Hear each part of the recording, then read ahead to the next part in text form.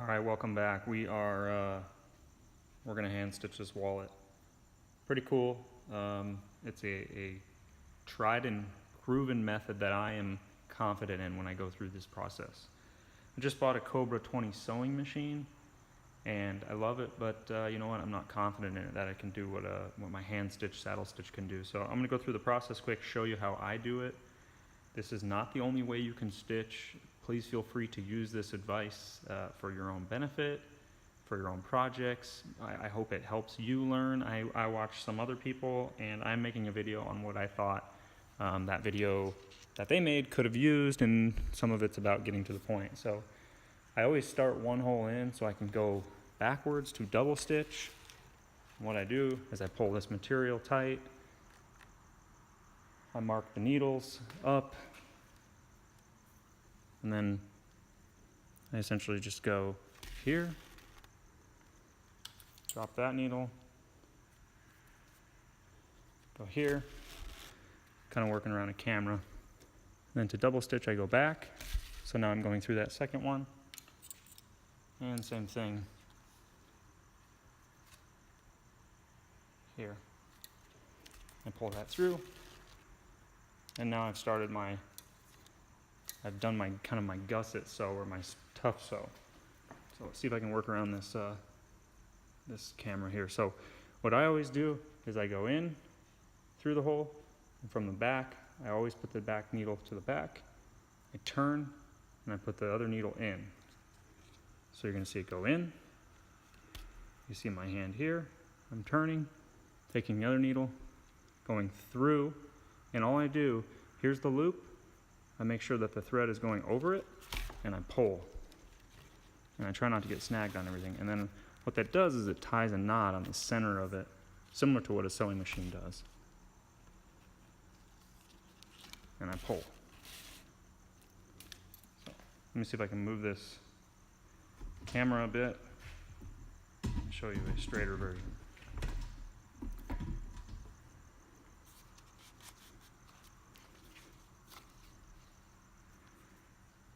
We go in, out, and then back in, loop it, tie the knot. In, loop it, tie the knot.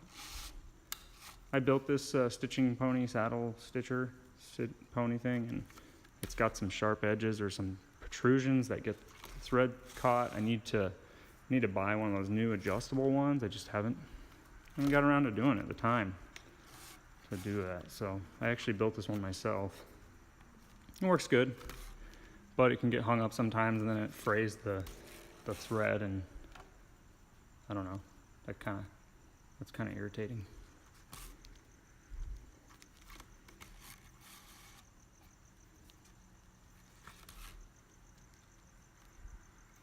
The best part about this is because the thread is going through and over, ties the knot. If one side of the thread breaks through the wallet, if it's rubbing in somebody's pocket, you typically will still hold together because the other side is there going through.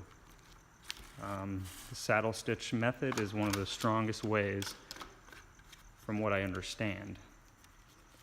There may be other ways that are stronger, but this is done pretty well for me. I've got some wallets out there that are 1, 2, 3, 4, 5 years old, and they are still holding up to this day. I do get good feedback that I built the wallet too good. And maybe that's some of my own frustrations because I'm trying to do a really good job and build it. So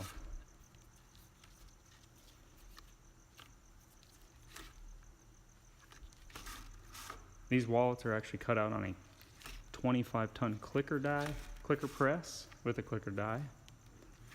I designed it myself. The wallet, it's very similar to a lot of the other ones out there.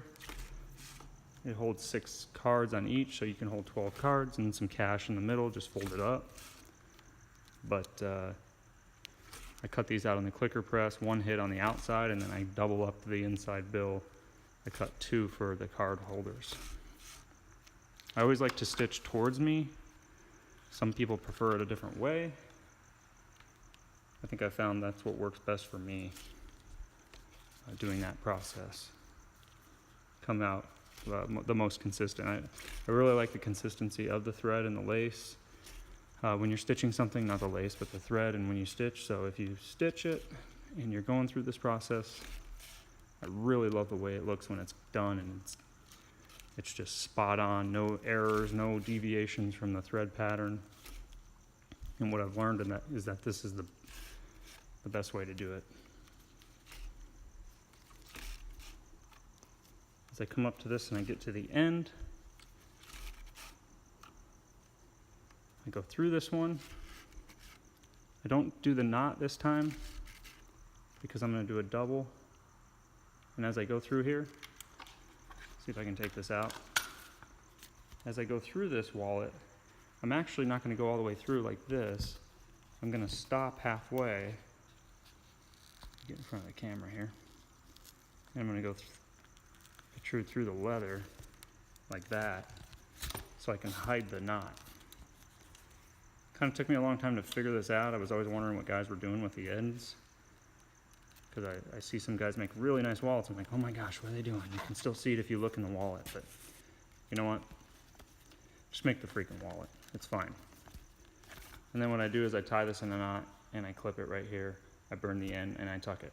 So hopefully that was enjoyable for you. I got this wallet done.